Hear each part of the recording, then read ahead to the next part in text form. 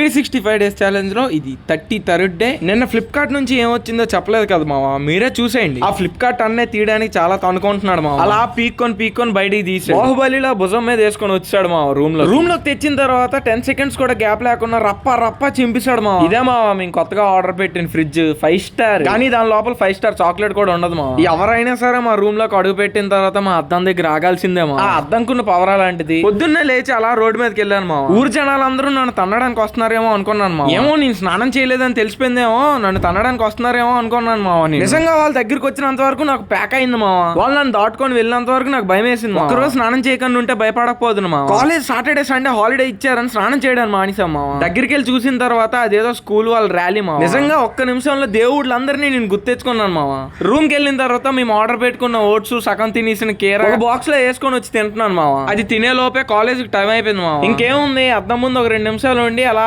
కాలేజ్కి వెళ్ళిపోయాను మావా. క్లాస్ కి నడుచుకొని వెళ్ళాలంటే తిన్నదంతా అరిగిపోద్ది మావా. పాపం ఆ ఫ్యాకల్టీకి చెప్పాలన్నా సరే ఒక ఇంట్రెస్ట్ ఉండాలి కదా, మరి ఎంతమంది ఉంటే ఏం చెప్తారు మావా. ఇలా జాలి పడే లోపే ఎగ్జామ్ పెట్టేశారు. మనకి A ఫర్ అప్పడం, B ఫర్ బొంగరం తప్ప ఇంకేం రాదు. లాస్ట్ బెంచ్ లో కూర్చొని ఫోన్ పెట్టి రాస్తాం మావా. మేము రాసిన రాతకి రేపటి వరకు వెయిట్ చేయాలంట. అదేంటో మావా, నేను ఎలా రాసినా సరే పాస్ అవును. దానికి రీజన్ మీకు తెలిస్తే కామెంట్ చేయండి మావా. సరే మావా, నేను ఇంకొంటా. ఇంకేదైనా ఉంటే నెక్స్ట్ వీడియోలో చూద్దాం.